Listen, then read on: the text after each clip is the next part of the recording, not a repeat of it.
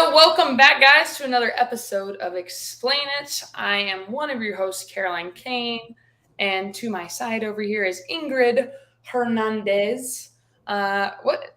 Ortiz? That was your Ingrid Ortiz Hernandez. What a cool freaking name combination. Ortiz is still my middle name. That Kane is my middle name, which is my mom's maiden name. So yeah, my mom's last name. Yeah. Maybe there's some. Actually, we went through our family random fact. My cousin was like, "Hey, do you know if our great grandfather was German?" I was like, "I have no idea." Yeah. Because our family is like from the German-France border, so whenever there was a war, we'd be French and then we'd be German.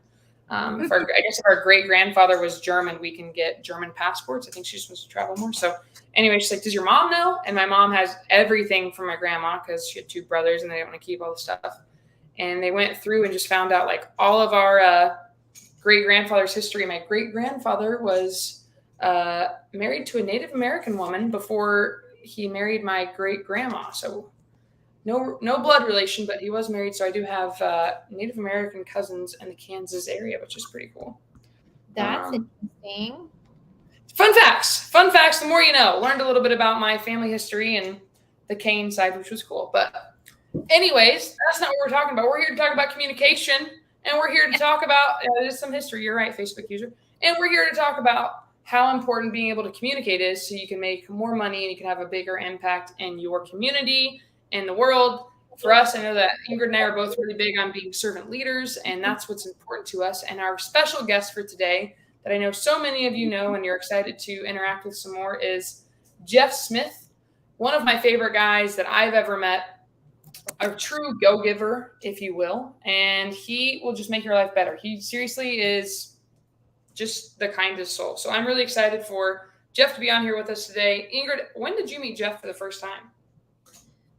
I met Jeff for the first time during a mastermind, and we were hiking with you up the South Mountain Trail, and Jeff was wearing nice shoes with, I believe, some jeans, if I can recall correctly. And he's got an excellent photography eye, so he'll take pictures. But that's when I met Jeff, which I think was this past fall or winter. I can't recall. All the masterminds start intertwined. Yeah, I'm like, I don't know which one's which anymore. So yeah, cool. Well, I'm excited to have Jeff because he's a 2-for-1, right? He's got a sales coaching background. He knows that sales is the actual skill component. Like marketing, there's always a great debate, right? Marketing versus sales. In my opinion, sales brings the bacon, but marketing allows you to figure out where the pig is. So they work together for sure. But if I had to say which one matters most, I would say it's still the sales piece because what are you going to market to sell? Yeah, for sure. Exactly. You close it, you're not making any money. So that is so huge. I met Jeff, I think. Jeff, I don't even remember where I met you at first, but I remember you started. So for those of you that don't know, I host the Daily Dial, and I remember Jeff would come on and he'd get some reps in, and finally I was like, Jeff, you're freaking you're killing it, man. You're there you go. He said the golden ticket event.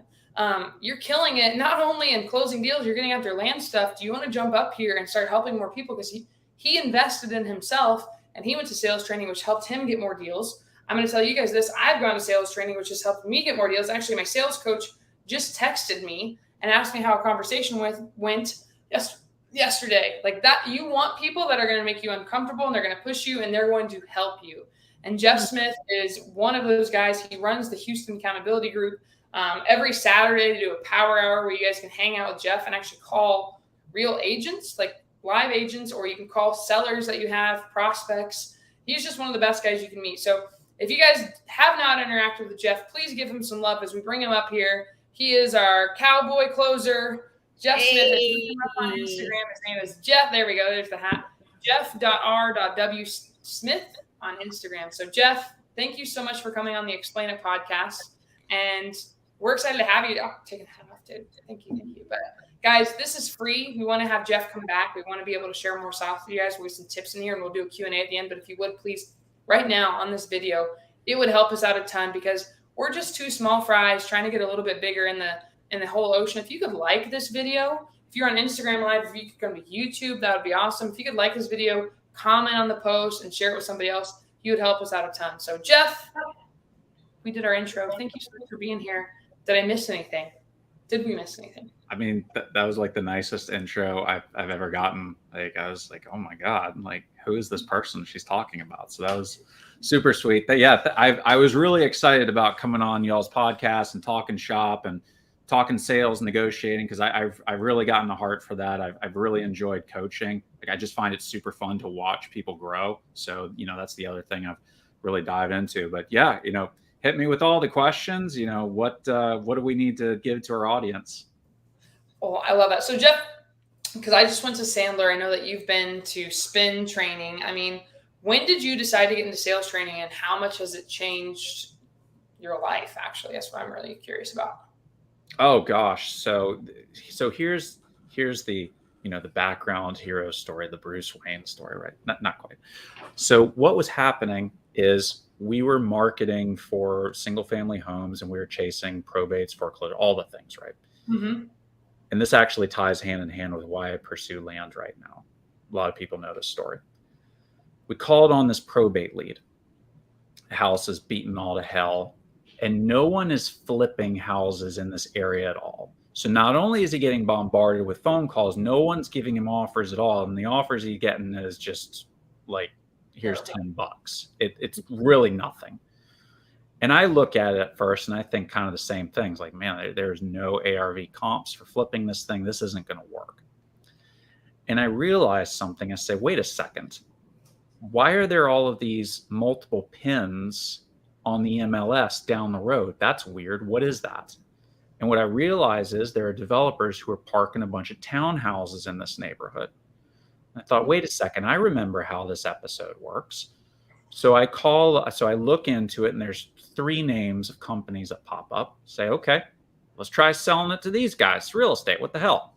Call up the first developer. Doesn't answer. Call up the second one. Not interested. Call up the third.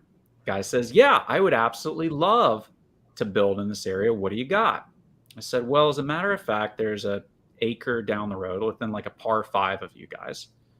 And I'd like to see if you guys might be interested in buying it.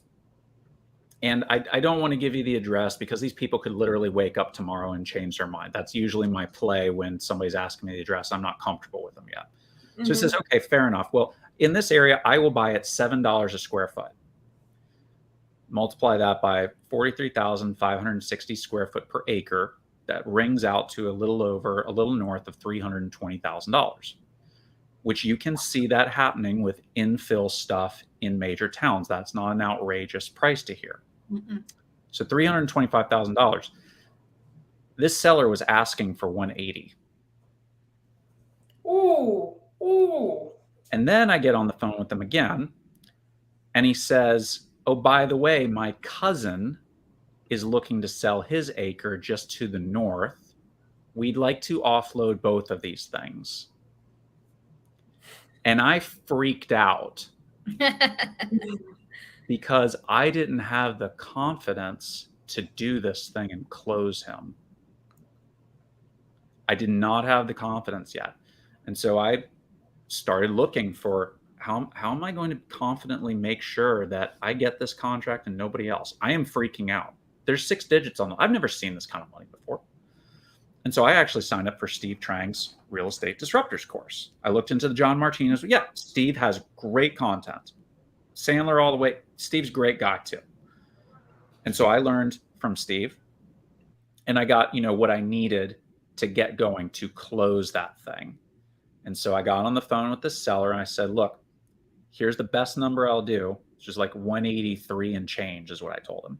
If you rope in your cousin into this, I will bump up the whole thing to $200,000 for each of you. And I'll give you a little $5,000 kicker for the fun of it. Now, it's not like I don't have a ton of room in this thing to assign it, right? I'm about to make $200,000 on an assignment. And I'm still sweating bullets because I don't know what my competition is doing exactly. This guy's telling me they're not giving me up. They're giving me squat. And I also have this tick in my head of, I need to ensure he doesn't shop the number around. Mhm. And I know he did. I absolutely know he did before, when I gave him a lower offer range. So that is the original story of why this was so critical. And after that day, I basically said, I am never going to find myself in a position where I'm not confident in my ability to ask questions and have control of this conversation, because I felt totally, I didn't feel like the professional I could be. And so that's why I learned after that. I love that lesson. That's an amazing lesson. So I still need to know, what was the outcome though? Did I miss it? I had to close the door. My kids are back from school and they're all nice and loud. Well, what ended up happening, we got the contract, the developer was signed up, everybody was happy, it was good. And then there was 7 months of vetting out the probate situation, because there's like 15 heirs. Oh, Title hadn't transferred since like the 30s. And so we were going through all that. But the family, thank God, was super cohesive. They were just the nicest people. They worked really hard to get it done. Title company was just a mess. I had to cough up a little bit of money to the developer, because the first title company sent my title insurance policy to the developer. And guess what number is on my title insurance versus their title insurance? no. And developer 5 minutes ago was perfectly fine with the price we agreed to, and then saw my number, and he was having a bit of a meltdown too. So I coughed up a little bit of money just to keep him happy, but we did close it, and we made $200,000, and that was my first land development deal. Fantastic. Wow. I just wanted to say, for everybody on here, like, because I know for me, going to sales training has helped my confidence a ton. And then you start locking up more deals, and you start having fun with it. Not only does it make like selling easier, it just makes life and more fun in general. Like last night, Ingrid, we went to Rigatoni's after door knocking. I had to go over to I have a seller right now that is, oh man, it is going to be an interesting one. Title just did the prelim work. And they said they put in all caps, many liens and judgments on this property. And I was like, oh no. So it's probably going to be a short sale. So I'm working with Matthew Potter, the short sale king, on this. And I set up a portable air conditioning unit in their house the other day, because they have no AC. And we were in there, and he moved the AC into his bedroom. So we're out in the living room, and it's just sweating bullets. And we're like, okay, we door knocked a few other houses, and then we went to get dinner. And it's just fun when I go and do stuff. So we went to get dinner and talked with our server, just chatted up with him. And we're like, you know what? We're not going to eat dessert. We're sticking to our plan. It's just one of our little things for the 75 soft we're doing. And we're just nice to the guy, using some sales training, talking to him, treating him like a human. And we asked for salads to go at the end. And so he told us he'd give us 2. So he gave us his whole story. He comes back with the salads. Like, they were out of salads. I only had 1, but I told you guys I'd give you 2. So I brought 2 salads. And you guys were my favorite table, so I wanted to bring you guys desserts too. And it's just like, oh, thank you so much. But we didn't want the desserts, so that's just one example. Every time I go somewhere now, I'm getting like, oh, you know what? You were so great. We want to do a little extra for you. And it's just because of this. Like, I'm already a charismatic individual, but the sales training has gotten people to open up to me a little bit more, and I have more fun with life. So for anybody listening in here, when you're getting started, again, I say this on every podcast I have with Ingrid. She's the one who showed me this. Narrow your focus, expand your reach. You'll have so much more control. You're going to have more fun and new things, and your conversations are going to flow a lot better, and you'll just have confidence. So, Jeff, thank you so much for sharing that story. And I'm glad you ended up making, $200,000. So 7 months, $200,000. What is that? How much did you make how much time did you spend in communicating? How many hours of work was there to make $200,000? Well, I mean, as far as the sales portion of this goes, that was probably like a 2-month process of getting that whole thing squared away, asking what the problems were. And I wasn't doing a great job at it. The work came in when we were sorting out all this probate stuff on the back end. That's where we earned our fee. Mm-hmm. So what did you think? Maybe 20 hours of work? Oh, like all told, or just like me on the phone? All told. Just for you. It could even just be you. How many hours of work do you think you had on this? I mean, even if it was 200 hours, I mean, that's still $1,000 an hour. Like, we'll still take that. It was a ton of work. I don't remember what it was. I just kind of put it behind me. My business partner, Regina, is like, I never want to think about that process again, because it was such a nightmare. That's so cool, though. That guys, it just shows you when you get skills, you can never really go broke again, because you have so many opportunities. So it's awesome. Ingrid, I'll hand the floor over to you, because I feel like you had a question to ask. Well, I was going to mention that the biggest assignment I've made has been when I only spent 30 minutes on it. So it was a $250,000 assignment collectively, but 100K was my portion of it. And I think it goes to show what squatting up and or going to identify those skills you need, how critical they are to this process. It's who you know and what you know that is really going to help you like scale and move forward and get deals done. I see there's people in the comment section. You have some cheerleaders, Jeff, which is great. I do see that some folks are going to want some of your help on actual deals that they have. So we're excited for them. Yeah, and you bring up a really good point, Ingrid, which is like it's who you know and it's what you know and your skills. I follow Alex Hormozy on Instagram, and he had this one post I thought it was really good, and he was basically saying if you don't feel like your income is increasing, and you may have seen this, it's because you either have not learned or have refused to learn what's next in your skill stack. This is such a good idea. He was like, listen, you know how to math? That's great. You can't monetize it exactly.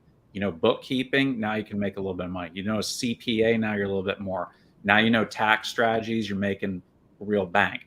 And it was kind of the same thing here. I had the vision of what this thing had to be, and the thing missing in my skill stack was the sales. Once you have that stack completed, now I can monetize something. And so now that's kind of the way I look at things. Like when I'm doing my rural land, I realized even for myself, I was avoiding learning like Facebook Marketplace to sell land. Like just a silly thing that was stopping me. And I got, I have mentors, people who coach me. I was like, I need your help. This is stopping me. And he showed it to me, and I posted the other day, and now we're getting stuff moving. So that's kind of one of my messages to everybody. Think about, what do you need in your skill stack? What is that next thing you need to learn in order to, make the checks flow? Right. Or can you hack that stack and find a partner or somebody who's going to help you in that complementary skill you may not have, right? So if you often hear folks say visionary versus integrator. I like to think like also like technical integration. So those technical skills of, IT or programming like that, those are types of things that I'm not going to spend time to go look at, but I know are important to my CRM, important to some of the business designs that we have. So I'm just going to go find somebody who could do it for me. So, yeah. But I'm smart enough to recognize it's needed. That's important. And that's truly the key. Like if you don't even realize it's missing, but then you're really in a pickle. Like Andrew Arriaga, one of my favorite people, he's another one of our leaders in Houston. He is better skilled at underwriting and working through and seeing some of the vision on houses in particular than I am. He's just better at it. And he's also really damn good on the phone. I put him through my beta version of my sales course, and he's taken down deals left and right. I'm super proud of him and just honored to have him as a co-leader with me. But anyway, what you said, Ingrid, is like we squatted up because there was something for me, like I need to hack my way into this other skill set. I'm going to learn it, and he's going to help me learn it as well. But yeah, we're going to progress a lot farther together than if I just try and do it on my own and struggle through it. That's a huge point. I'm going to take it away from here. So now, Jeff, when you first, so you're focusing on land. I want to be mindful of our time on this episode and mindful for you. We're going to ask you some questions now. If you could go back, knowing what you know now, I think one, you'd go through some sales training, and then now you have people that can just fast track and go through your little course that you have. Do they get to talk to you? Do they get to message you and ask you questions? In what, the sales course? Yeah, in the sales course that you have. Yeah, so there's kind of the entry level one, which is it's self-driven video courses.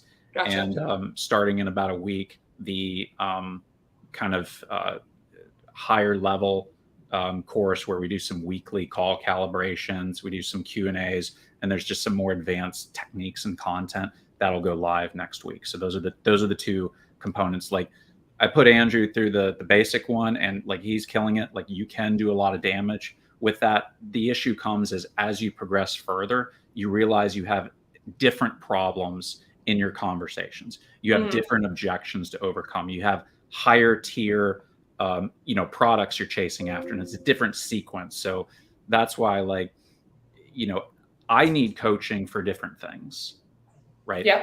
I've had Jennifer Shelton on my YouTube channel, coaching her through stuff. Jennifer is damn good. She is fantastic as a closer. Everybody can use some sharpening. Munif and I are going to be on the takeaway later on. Like, he's constantly sharpening his skills. There's always another set of problems to go solve and knock down. Absolutely. So what I'm curious, and this is where I'm leaning, I believe everybody should go master sales, because when you're a better salesperson, you're a better communicator in general. So if you could go back right now, you're just getting started in real estate, or it doesn't even have to be real estate, just life in general. You just graduated from college, you just got out of high school. What would you tell yourself to do? Oh gosh, just get right out of college straight away. Yeah. Oh God.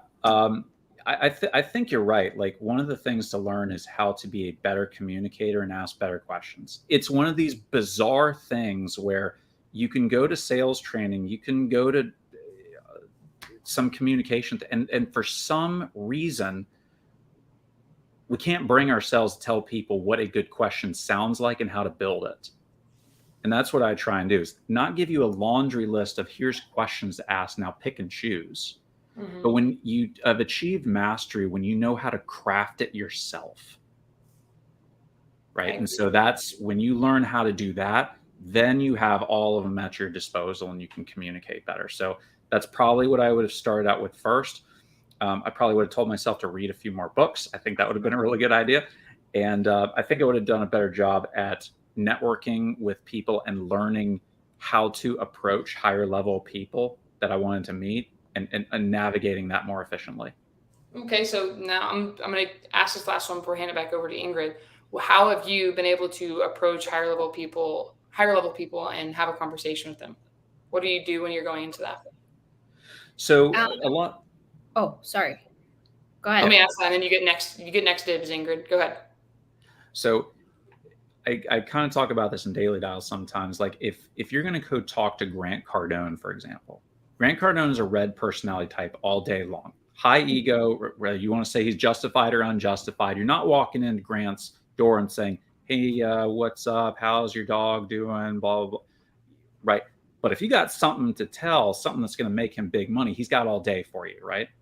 So it's kind of in the same way. If I think about who that person is, I try and figure out a little bit about what they're about before I just walk in and say, hey, who the hell are you? Oh, I'm going to stop you right here. Guys, listen to this. This is so important. This is what's going to help you get people to respond to you. I know Ingrid, myself, Jeff, I know you do as well. Don't just approach people and be like, hi, I'm just introducing myself. Like, come in with a bang. All right, go ahead, Jeff. Right. And of course, this is different if you're just seeing somebody randomly in a Walmart or a Starbucks. That's not what we're talking about. This is like an event.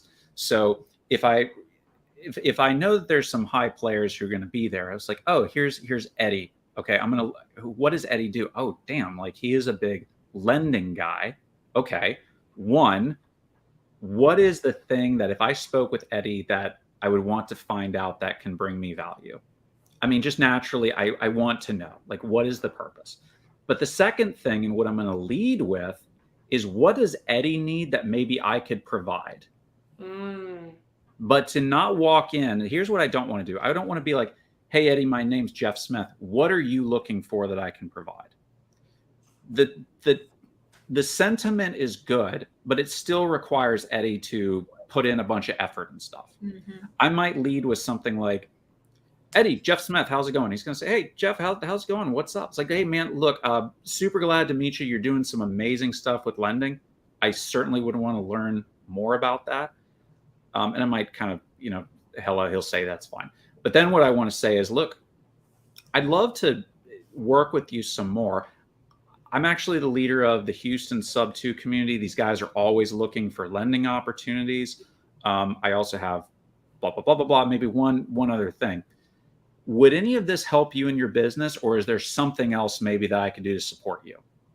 That way, Eddie doesn't have to guess as to what I might have, and he may come up with another idea. So it's just a little better presentation. It's not to say I can't walk up to Eddie and be like, hey man, what are you working on? And, maybe I can, think of people. Like, you can do that, but to be a little bit better prepared does help you get right into it. Yeah. It's actually a hack with executive assistants. It's really interesting because I was just having this conversation with May, who's Pace's executive assistant. And I said,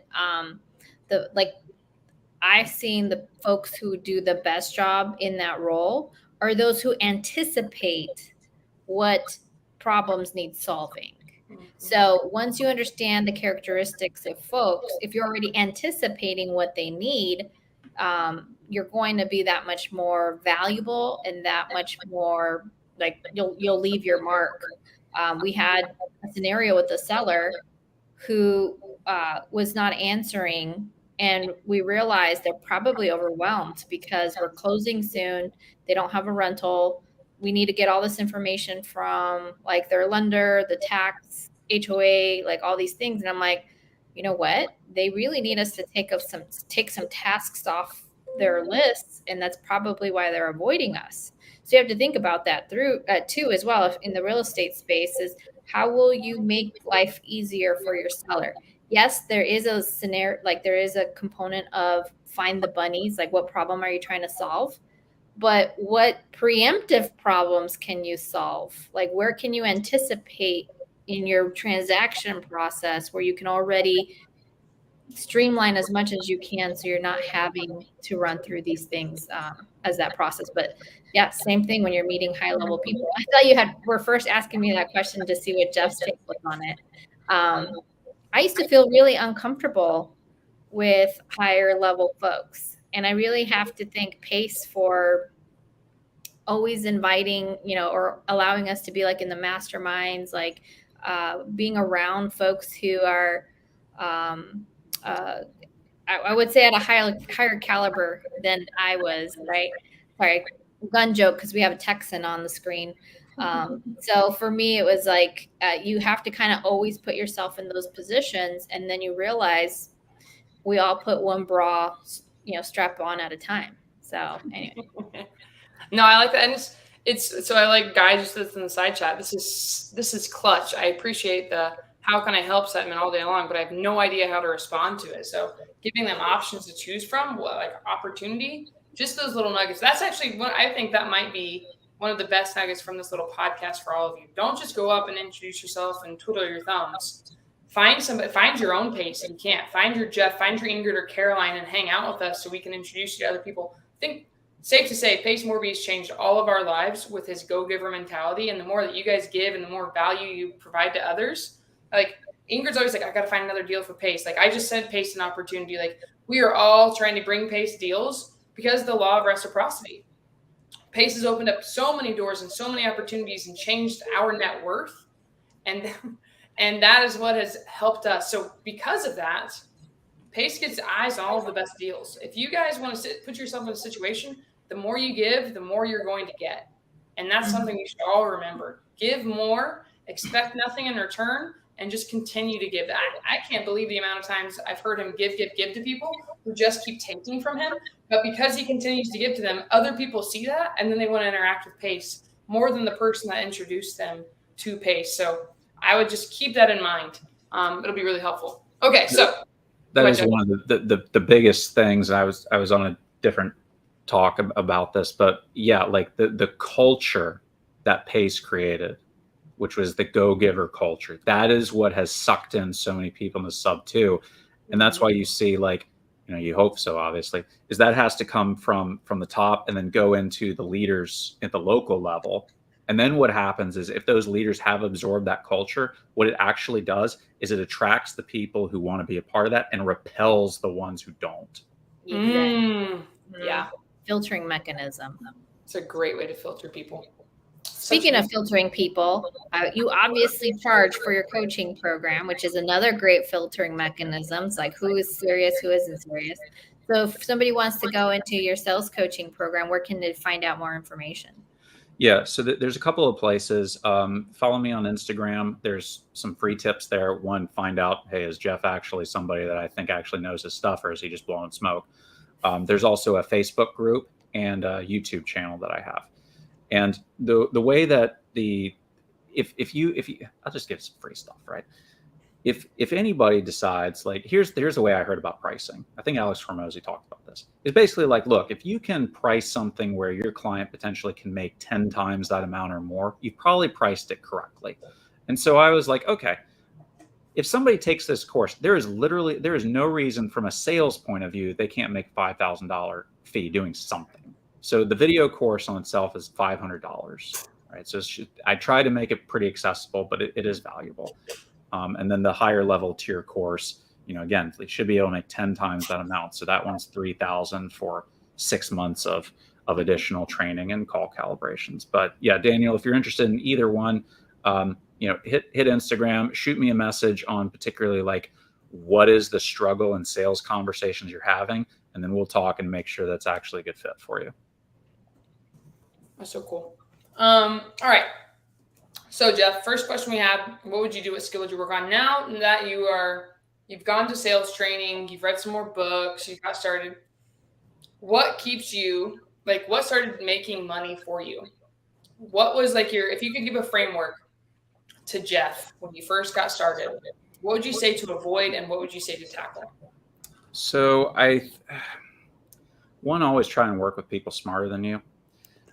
Fortunately, Regina is smarter than me, but there were still other problems that we needed somebody smarter than us. So to have a mentor who is knee deep in doing deals in the area that you want to be in, who can give you some direct guidance. So, when you sign up for various things, it's like, we're going to sign up for a mentorship. It's like, well, you signed up for training, but to have somebody else available, or to actually learn the skill of how to truly debug whatever your business is performing. Like, can you tell if it's your marketing that's the problem or your sales that's the problem? Is it your underwriting that's the problem, or is your dispo the problem? And if you don't have a methodology to diagnose where that is, that's what's going to be hard in order to advance. So I think for us, we didn't have exactly the diagnosis on why our marketing wasn't performing well, and we just let it burn for a long time, too long. And then also, we didn't make adjustments to our business as fast as I think we should have. So those are some mistakes we learned. Like, you identify a mistake, you identify something that's not working, you need to pivot and take action on it immediately, and not say, well, it's just a bum week. Well, was it truly a bum week, or is something bad happening and we need to do something about it? Okay. So now this is going to go into another filtering mechanism for you, Jeff. And actually, I'm going to let Ingrid do it first because we messaged you in the side chat, Jeff. Ingrid, when you want to go into finding a mentor or a coach to help you out, how do you decide who you want to pick as your coach? Interesting. Like, why not the first person you see on Google? Okay, well, Billy Bob has his own sales coaching. I'm just going to book with him.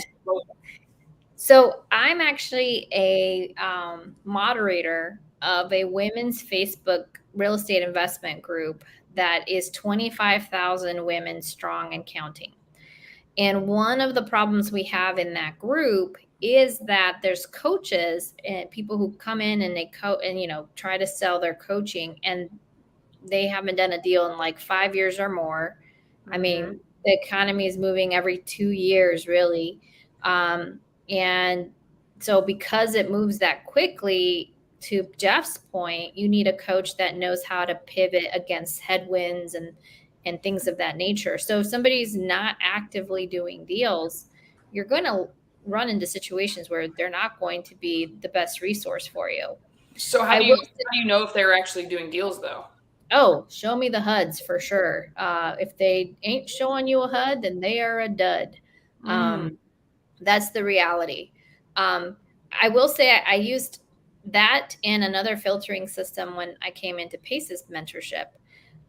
One of the things that really mattered to me was diversity. So I was coming from a background of, I was like vice president of Women in Network, a group at my corporate job that I was leading. And we had become very aware of the blind spots from a corporate environment that we were just, behaviorally and decision making wise, we continued to make and not realize it because they were truly blind spots. And so when I was looking for a coaching program, I was like, look, I need to see lady followers. I need to see people of color. I need to see all of this. And I was actually picking out between Pace and somebody else that's in his world, so I don't want to say his name.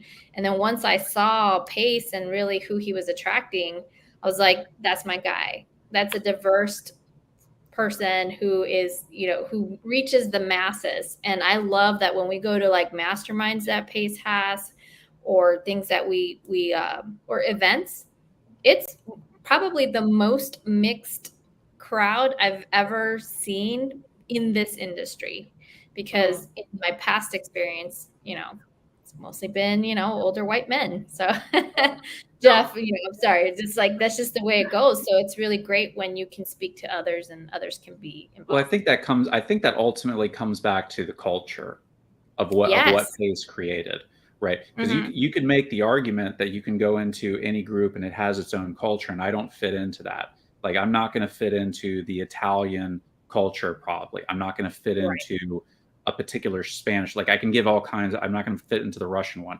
So it's not even an aspect sometimes of like skin color is like an indicator, but it's really the culture, and the culture Pace created is so broadband that like everyone wants to be a part of that, to be a part of the go-giver positivity.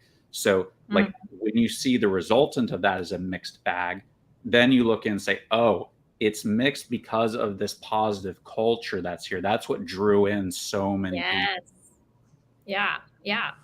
Like, inclusivity was just a component of the culture, and it didn't need to have it didn't need to be framed up. It was just the way we approach. It didn't matter, right? Like, it truly, and and for the record, I've kind of changed my mind about and this might hit trigger spots for folks, but I don't believe in employee resource groups like that anymore, like the one that I was running. And the reason I say that is because if it's a truly inclusive culture, then it needs to be spread out. If you're going to purposely exclude yourself, then you're already tying in a piece of the culture you don't want to see.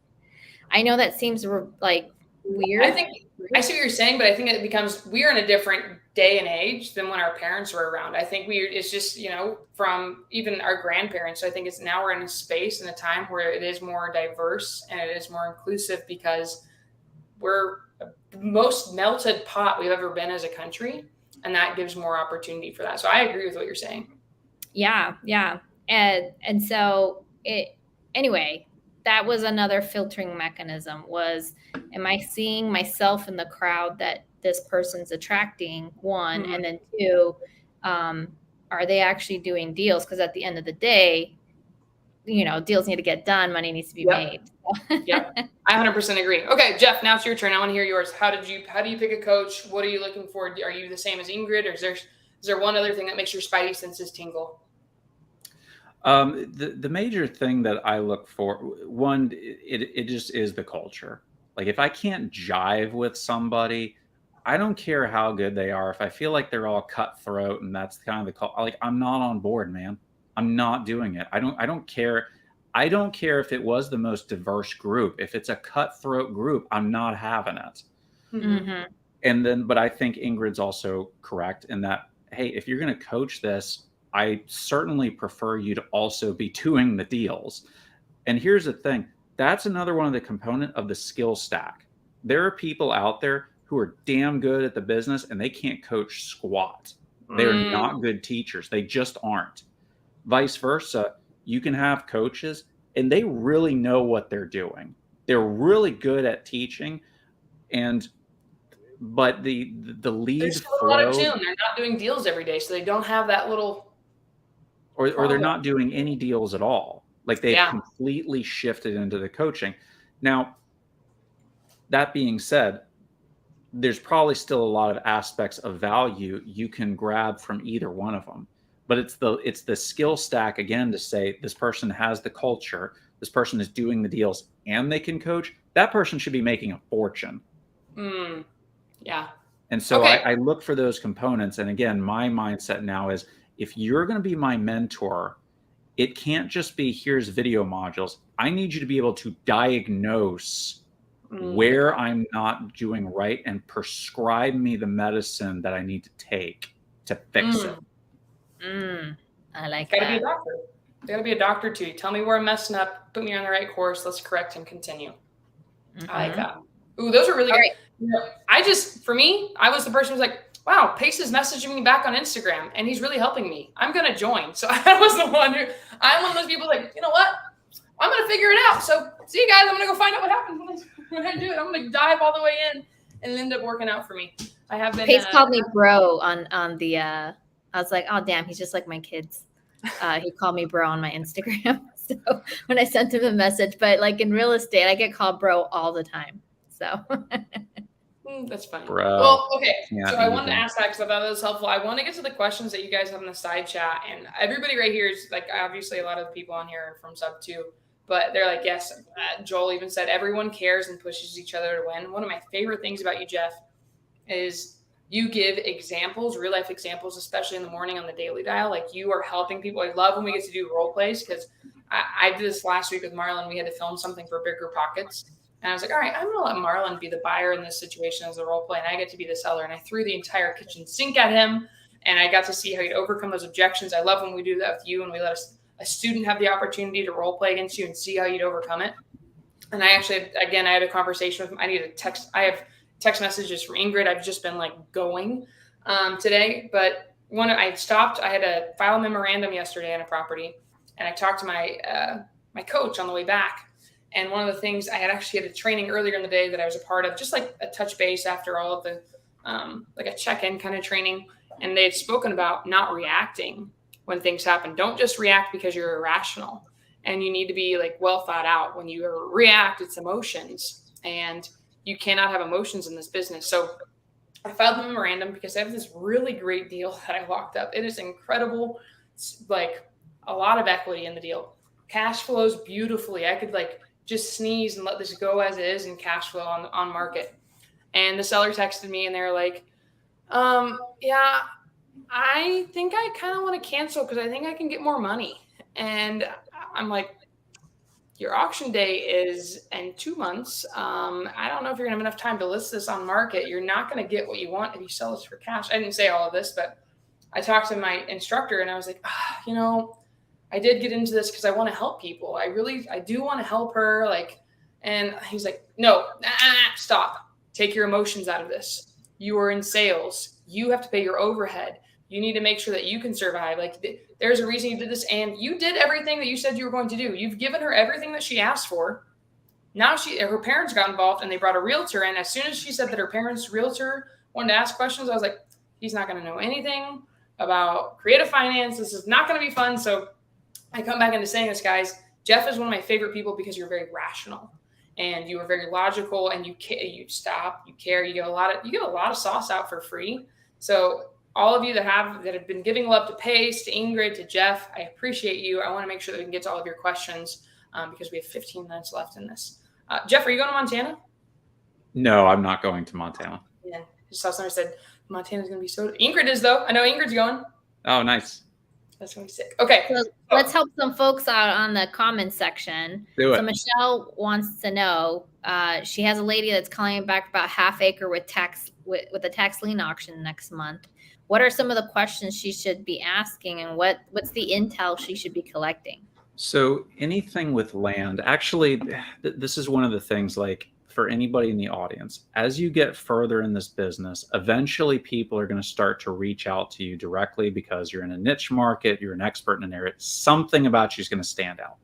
Mm-hmm. And the thing that I share Caroline and Ingrid fear, we do want to help you. And as Caroline pointed out, it's also a business. What we don't like to have happen is getting inundated with 200 garbage prospects of like, I saw a sign on the side of the road, it's for sale.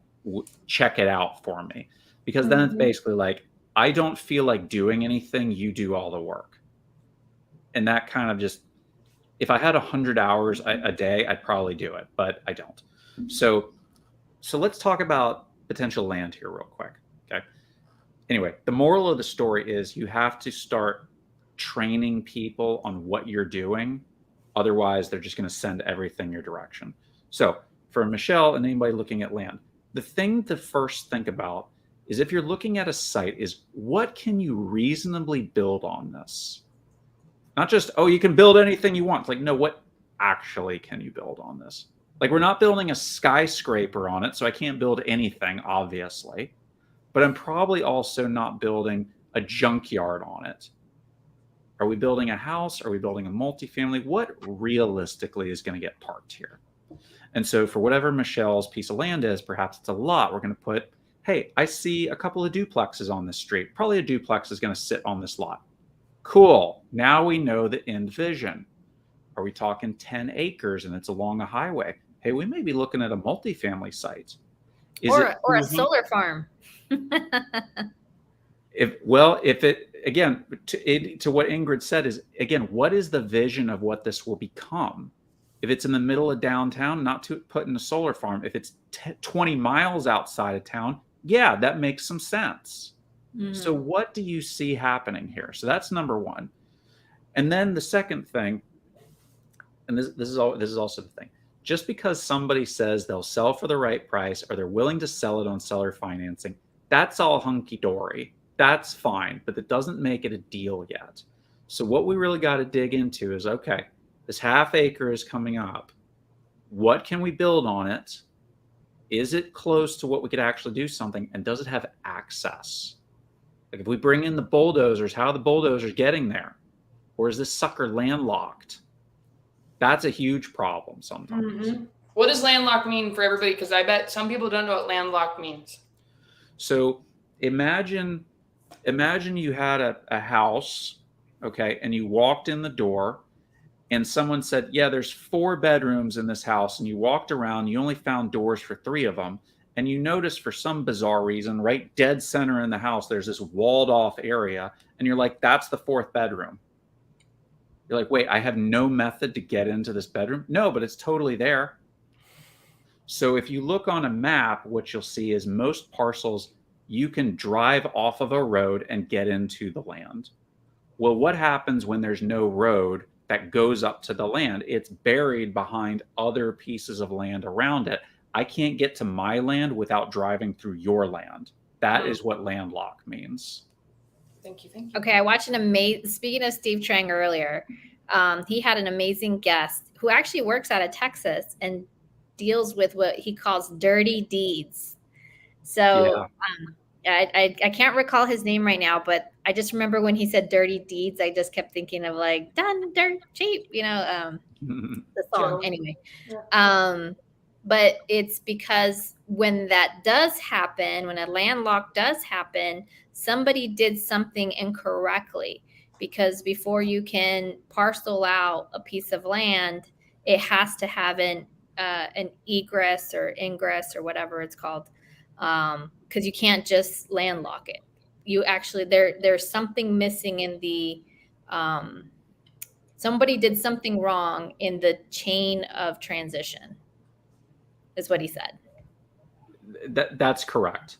And this could have been anybody, unfortunately. The government, hey, government screws up stuff. Like, who would have thought? Yes, absolutely, they screw up stuff. So even that does happen. Fascinating. Yeah. All right, you got another one? Go ahead. So Ariana Vonder. Hey, Jeff, I found a perfect house for an novation agreement. I'm assuming this is something that you're an expert in, but I just don't know how to structure the agreement, how to calculate the jobs to do it, maybe, and how to find the money. I'm going to jump in here before I even let Jeff answer, because I've spoken to Ariana on Zooms before. This is for everybody. Before I do this to Jeff, I do this to everybody on the Daily Dial before I let the closers answer, because I want to make sure we can get to the point. Guys, if you haven't done a flip before, I wouldn't suggest doing a flip. If you haven't done a novation, I wouldn't do a novation. If you haven't raised money yet, you need to partner with somebody and see how it's done. Now, this is going to come back into focus, and this is going to come back into being successful. Actually, Marlon said this morning, and I hear it. And Marlon Johnson has been one of my favorite people I've met since I've gotten into real estate. I used to think, what do you guys think our most powerful asset is, our most scarce asset that we can have, that we want to protect the most? Which asset is most valuable to us? Let me think about it. Think it'd be that, right? You think it is our mind in an aspect, but it's your focus. It's your attention. Where is your attention? Are you getting distracted? I used to think it was my time. I was like, oh, my most valuable asset is my time. It's our focus, though. If you are getting distracted by shiny objects and you can potentially make something into an ovation when you don't know how to do an ovation, or if you don't know how to raise private money or do a job yet, you are doing yourself and everybody else a disservice right now. I would focus on one thing and get really specific. Like, guys, I used to hang out with Ingrid and talk to her all the time. And I've been like, I have just turned into almost a recluse because I've been so focused on what I've done, but I've gotten 3 really good deals from doing this. And I have like 16 other hot leads because I've gotten really focused. So I said this earlier this morning, like, you guys, would you rather go out and try and spearfish for your first time in the freaking ocean and you don't know where to look for a fish? Or would you rather have a barrel that has some big tunas in it? They have 2 feet to swim because they're in a barrel and you could spearfish them like that. You know what I mean? You could go forever, not know where to find the fish, or you can niche down, figure out where they're going to be, and get one thing done. So I would say, Ariana, I don't think you, correct me if I'm wrong, and I love you, but if you've done flips, partner with somebody for the novation. I feel like I think a lot of us are looking for, some of us are looking for our first deal. I would partner with somebody who's done a deal, copy them. Ingrid says this all the time. Rip off your sticky note, duplicate it. You see somebody's being successful in one thing, ask them all of the questions. Freaking copy them to a T. Don't get distracted by the shiny objects. Even though something could be an ovation, you don't know how to use that fish yet. You don't know how to spear, how to find those fish. You don't want to deal with the headache. Like, I have this short sale. I'm like, okay, I'm already thinking I got to talk to some cash buyers. I'm going to figure out how I probably need to open up an LLC. So I can right here, cash buyers right here. I don't know if you want to deal with this house, Ingrid, but I'll tell you about it a little more. But it's on Warner and Rule. Yes, I do. I want to deal with it for sure. Warner and Rule. Well, it's going to need like $100,000 worth of work, and I'm like, Holler, let's go. Let's go. Here we go. I don't know if I want to deal with that headache. So this is me like, all right, I'm going to go through the short sale so I can figure it out. I'm going to ask an expert. And now Ingrid's interested. I'll bring in somebody who's already done fix and flips before. And we're going to be extra conservative. But I don't want to do this on my own because also I want to mitigate the risk. So I jumped in before I'd let Jeff answer. Jeff, thank you for being so patient. I know that you're the guest here and we want to ask you. But I want to jump in before all of you. Don't get distracted by the shiny objects. Don't get distracted by the potential novations. Don't get distracted by maybe I can make some money on this. Get a system in place. We fall back to our systems. Use your system to help you be successful. So I'm saying this because I want you guys to be successful. I want you guys to do deals. We want to do deals with you. Jeff, you can now answer that if you'd like to add anything else on this. Yeah, I mean, I think that's correct. And I know it's hard not to, especially be in sub 2 and you hear about all these options and to not want to go play with all these cool toys that you got. But what we've also been talking about, and Ingrid hit this at the very beginning, is like, don't try and go this thing alone. Like, don't just find someone in your area who is very familiar with novations. And then as the sales part of this, I would get this person on the phone and say, look, we've been talking for a little bit. I'd like to escalate you to my VP of sale, right? I'm going to escalate them to like the next tier up. And what I'm doing is I'm transferring rapport to this next person. And then that person can explain the process better than I can because I'm like, I don't freaking know how to do this. And it's not to tell this person I don't know anything about novation. You just say, look, I'd like to put you in touch with my creative specialist, Ingrid. She wants to talk with you about a different strategy. We've just touched on it. She just does a better job explaining this than I do, and I don't want to steer you wrong. And she's superstar. Can I put you on an appointment with her? I've transferred my rapport to her. You're getting the higher tier person. It's not that I'm like totally absent-minded. She just does a better job than me. And most people will receive that very well. Set up your closers. That is how you set up your closer, because you're giving them that credibility and you're going to give them the environment to be able to close. I love it, Jeff. You're delegating and passing on. Like, guys, that's not your monkey. not your circus. Get that the heck out of the way here. That's fantastic. I love that. And for the record, because I did read a piece of, and I may be speculating, but if you're doing an ovation and you have to touch the property in any way, other than like cleaning, maybe painting, other than those two things, you need to be doing a subtail, not an ovation. You're putting too much risk into a novation if you're doing too much to it before you have control of the deed. Just a little nugget out there. Learn from my bad experience. So, and of course, if this novation is in Texas, you should absolutely be talking to Jeff, because he will be your cowboy boots on the ground. That's what I do. So Jeff, I'm curious, what helped you? Because not only with sales do we need to master communication, but we need to be able to negotiate with our communication. So I feel like you're a master negotiator. What has helped you get better at negotiating and getting deals that are more like, because you're going to take a lot of risk. When we invest, we have to realize there's a risk involved. How do you protect yourself? And what are you using to negotiate to protect yourself when you're investing?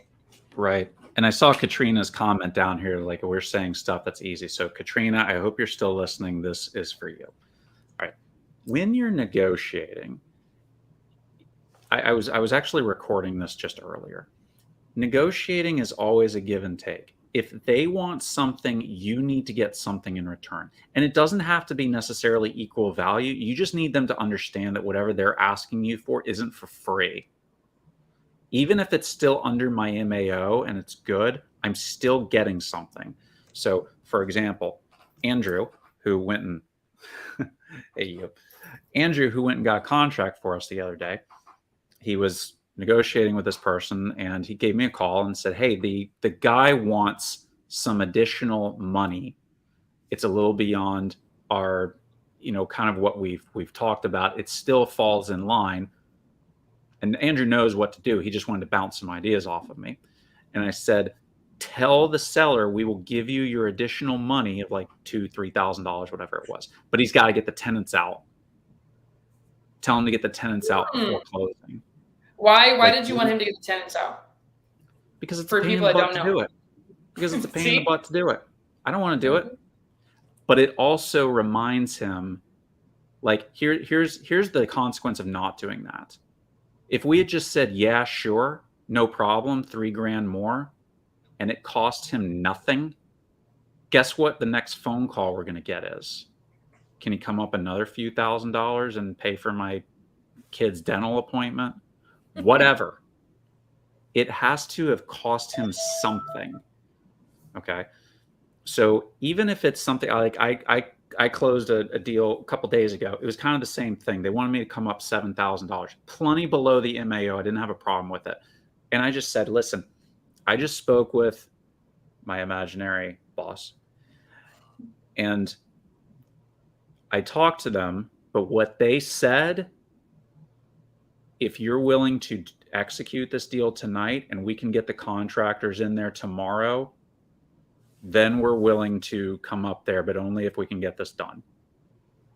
This wasn't like an in-kind, but still the fact is I have to get something, right? So Katrina, for you, keep that in mind. You have all these different bells and knobs and dials and levers. Price isn't the only thing, okay?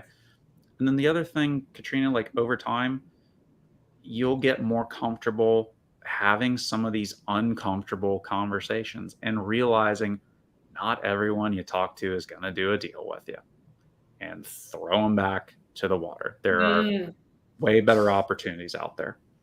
Oh, I have one more thing for you. That's going to lead me into, I've been talking about disqualifying for people because guys, that is going to help you out a ton.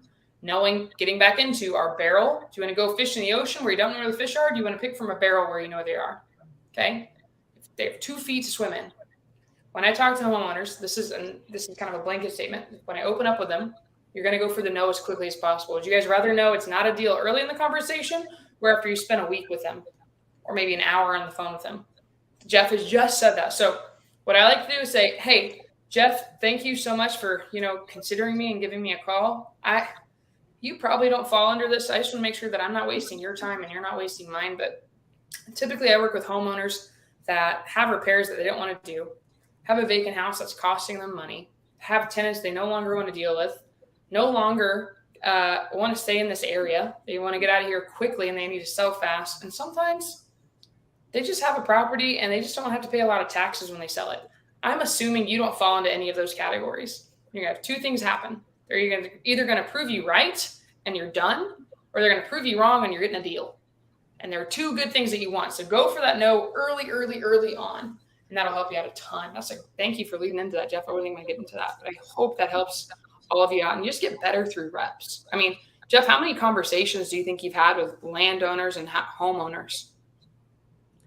Oh gosh. I mean, I couldn't possibly quantify it.